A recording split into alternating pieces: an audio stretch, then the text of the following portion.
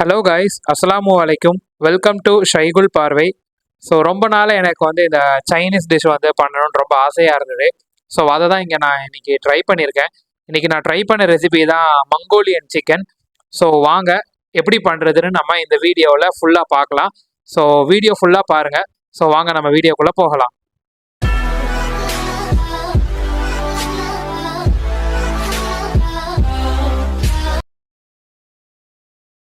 First இங்கே நான் 250 to 300 grams of chicken நான் எடுத்திருக்கேன்.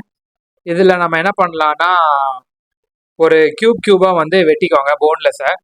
ஃபஸ்ட்டு நம்ம என்ன பண்ணலான்னா, இந்த வினிகர் ஒயிட் வினிகர் ஒரு 2 கப் ஊற்றிக்கோங்க.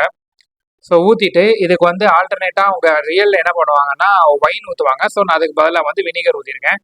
So 2 to 3 spoons of cornflour போட்டுக்கோங்க. சோள மாவு இருக்குல்ல, அது நான் போட்டுக்கோங்க. போட்டுட்டு இந்த சிக்கனை நல்லா மிக்ஸ் பண்ணிடுங்க. மிக்ஸ் பண்ணிவிட்டு ஒரு 30 to 45 minutes இது கொஞ்சம் மேரினேட் ஆகணும். ஸோ இது மட்டும் போட்டுக்கோங்க. ஏன்னா இது நல்லா கிறிஸ்பியாக உங்களுக்கு கிறிஸ்பியாக வர அளவுக்கு நீங்கள் இந்த கார்ன்ஃப்ளவர் மாவு நீங்கள் போட்டுக்கோங்க. போட்டுட்டு பத்தலைன்னா நீங்கள் மைதா இருக்குல்ல, மைதாவும் நீங்கள் ஒரு 1/2 ஸ்பூன் கிட்ட போட்டுக்கோங்க. உப்பு எதுவுமே இதில் போட்டுற வேண்டாம், ஓகேவா? இது மட்டும் போதும். போட்டுட்டு ஒரு 30 to 40 minutes மேரினேட் பண்ணி வச்சுருங்க. நம்ம நெக்ஸ்ட் ஸ்டெப் பார்ப்போம். இந்த டிஷ்ஷுக்கு ஃபஸ்ட்டு நம்ம இப்போ சாஸ் பண்ணிடலாம். ஸோ சாஸ்க்கு நான் என்ன பண்ணியிருக்கேன்னா 1 to 1.5 ஸ்பூன் ஆஃப் கார்ன்ஃப்ளவர் போட்டிருக்கேன். சிக்கன் எவ்வளோக்குள்ளே வாங்குறீங்களோ அதுக்கேற்ற மாதிரி நீங்கள் இது பண்ணிக்கோங்க. அதுக்கு நான் ஒரு 3/4 டம்ளர் கிட்ட தண்ணி இதை ஊற்றி, அந்த கார்ன்ஸ்டார்ச்னு சொல்லுவாங்க, தண்ணியும் கார்ன்ஃப்ளவர் மாவையும் சேர்ந்து நம்ம மிக்ஸ் பண்ணணும். அதை எந்த இதுலேயுமே கட்டியாக இல்லாமல் நல்லா அந்த எல்லாமே பவுடர் எல்லாமே மிக்ஸ் பண்ணிடணும். அந்த தண்ணியோட நல்லா தண்ணியாக இருக்கணும். இதுதான் அந்த சாஸுக்கு ரொம்ப நல்லாயிருக்கும். இங்கே நான் டார்க் சோய் சாஸ் ஊற்றியிருக்கேன். டார்க் சோய் சாஸ் வாங்குங்க, மறக்காதீங்க. டார்க் சோய் சாஸ் வாங்கி அதையும் நல்லா இதோட மிக்ஸ் பண்ணி விட்ருங்க. ஸோ இதோட ரெசிபிஸ் எல்லாமே நம்ம கொஞ்சம் கடையில் வாங்குற மாதிரி தான் இருக்கும். பட் வாங்கிட்டால் நிறைய டைம் யூஸ் பண்ணிக்கலாம். ஸோ நான் டார்க் சோயா சாஸ் ஒரு 3 to 4 ஸ்பூன்ஸ் கிட்ட நான் ஊற்றிருக்கேன். அதுக்கப்புறம் இதில் என்ன பண்ணலான்னா, ப்ரௌன் சுகர் இருக்குல்ல, ப்ரௌன் சுகர் நாட்டு சர்க்கரைனால அரைச்சி போடுங்க. அப்படி இல்லைன்னா ஜாகரி ஏதாவது இருந்தால் அது ஒரு 4 ஸ்பூன்ஸ் கிட்ட போட்டுக்கோங்க. இது கொஞ்சம் நம்மளுக்கு அந்த ஒரு சுகர் கண்டென்ட் கொடுக்கும். ஒயிட் சுகர் போடாதீங்க, ப்ரௌன் சுகர் அப்படி இல்லைன்னா இந்த நாட்டு சர்க்கரை அரைச்சி கூட நீங்கள் போட்டுக்கோங்க, நல்லாயிருக்கும். இதை போட்டு நல்லா மிக்ஸ் பண்ணிடலாம். அந்த எந்த திண்டுமே இருக்கக்கூடாது, நல்லா தண்ணியாக இருக்கணும் நம்மளுக்கு இந்த சாஸு. ஏன்னா சிக்கனில் போட்டு பெரட்டும் போது சிக்கன் நல்லா கட்டியாயிரும். அதனால தான் நம்ம இந்த கார்ன்ஃப்ளவரே போடுறோம். ஸோ லாஸ்ட் சீசம் ஆயில்னு ஒன்று சொல்லுவாங்க, எள்ளு எண்ணெய்னு ஒன்று சொல்லுவாங்கல்ல, அதை ஒரு 2 to 3 ஸ்பூன்ஸ் நம்ம இங்கே ஊற்றிக்கலாம், ஓகேவா? அதுவுமே இந்த டிஷ்ஷுக்கு ரொம்பவே ஒரு ஃப்ளேவர் கொடுக்கும். அதனால் நீங்கள் கடையில் சீசம்ஸ் ஆயில் அப்படி இல்லைன்னா எள்ளு எண்ணெய் அதை கூட நீங்கள் வாங்கிக்கோங்க. வேறு எந்த எண்ணெயும் ஊற்றிடாதீங்க, நல்லா இருக்காது இந்த டிஷ்ஷுக்கு. ஏன்னா இது சைனீஸ் டிஷ்ஷுன்றனால நம்ம இந்த சீசம் ஆயில் தான் இங்கே யூஸ் பண்ணுறோம். ஸோ இதை யூஸ் பண்ணிட்டு நல்லா மிக்ஸ் பண்ணி விட்ருங்க. அதுவே ஒரு ஃப்ளேவர் கொடுக்கும். ஸோ மிக்ஸ் பண்ணிவிட்டு நம்ம அடுத்து நம்ம என்ன பண்ணலான்னா, மேரினேட் பண்ணியிருந்தோம்ல சிக்கன், அதை இப்போ நம்ம ஃப்ரை பண்ணிடலாம். மேரினேட் பண்ண சிக்கனை இப்போ நம்ம ஃப்ரை பண்ணிடலாம். ஸோ ஃப்ரை பண்ணுறதுக்கு 2 to 3 ஸ்பூன்ஸ் ஆஃப் ஆயில் ஊற்றிக்கோங்க. ஊற்றிட்டு நம்ம மேரினேட் பண்ணி வச்சிருந்த சிக்கனை இப்போ 1 by 1 போட்டுருங்க. ஸோ இங்கே சிக்கன் எந்த அளவுக்கு குக் ஆகணும்னா, லோ ஃப்ளேமில் ஒரு 7 minutes ஈச் சைடு குக் பண்ணிடுங்க. ஸோ இதுவே பெரிய பர்னராக இருந்தால் லோ ஃப்ளேமில் 4 to 5 minutes வச்சா மட்டும் போதும். சின்ன பர்னராக இருந்தால் லோ ஃப்ளேமில் ஒரு 7 minutes ஈச் சைடு குக் பண்ணிக்கோங்க. இதில் சிக்கன் ஓவர் குக் ஆகிடக்கூடாது, ஓகேவா? ஏன்னா சாஸோட மிக்ஸ் பண்ணும்போது அதுலேயும் லைட்டாக வேகும். ஸோ ரொம்ப ஓவர் குக் ஆகிருச்சுன்னா அந்த சாஸோடு சாப்பிடும்போது நம்மளுக்கு ரொம்ப சிக்கன் ஒரு மாதிரி ஹார்டாக இருக்கும். ஸோ ஓரளவு நம்மளுக்கு சாஃப்டாக இருக்கணும் சிக்கனு.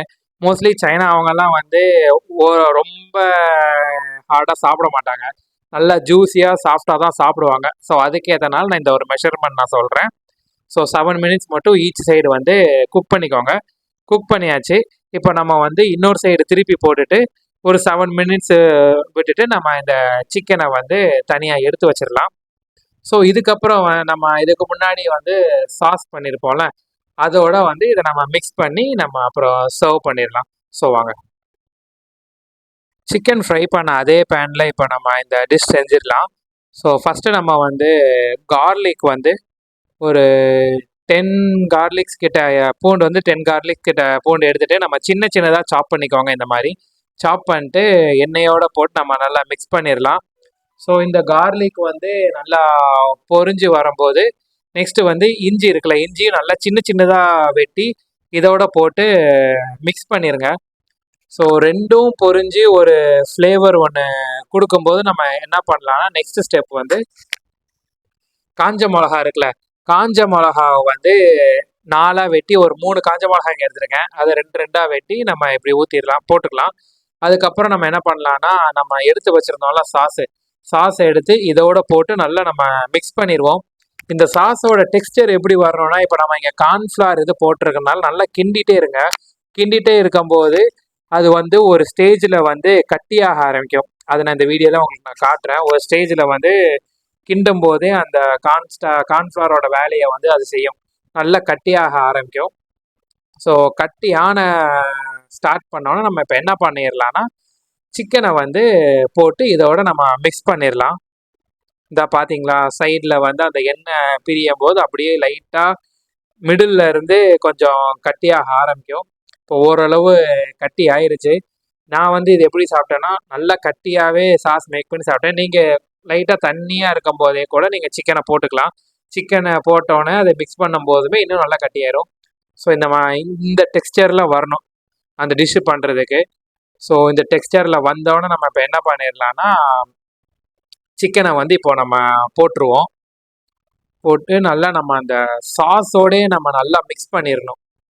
எங்கேயுமே சிக்கன் வந்து தனியாக தெரிஞ்சிடக்கூடாது. ஏன்னா சிக்கனில் நம்ம வந்து உப்பு போடல, எதுவுமே போடல, எல்லாமே இந்த சாஸில் தான் இருக்குது. ஸோ நான் இன்னொன்று சொல்ல மறந்துட்டேன், நீங்கள் சாஸ் மேக் பண்ணும்போதே ஒரு 1 ஸ்பூன் இல்லைன்னா ஒரு 1/2 ஸ்பூன் வந்து சால்ட்டு போட்டுக்கோங்க. அப்போ தான் கொஞ்சம் நல்லாயிருக்கும். நான் உங்களுக்கு அந்த சைனீஸ் அவங்க டேஸ்ட்டு பிடிக்கலன்னா நீங்கள் உப்பு போட்டுக்கலாம். நாங்கள் வந்து ஒரு 1/2 ஸ்பூன் கிட்ட உப்பு போட்டோம். அப்போ தான் எங்களுக்கு வந்து அந்த சுகரும் சால்ட்டும் சேர்ந்து அந்த டெக்ஸ்டர் வந்து சூப்பராக இருந்துச்சு. ஸோ நல்லா மிக்ஸ் பண்ணி விட்ருங்க, எல்லா சைடும் மிக்ஸ் பண்ணிடணும். ஸ்ப்ரிங் ஆனியன்ஸ் வந்து நல்லா சின்னதாக சாப் பண்ணி இதோட மிக்ஸ் பண்ணிடுங்க. ஸ்ப்ரிங் ஆனியன்ஸ்னால் வெங்காயத்தல்லுன்னு சொல்லுவாங்க.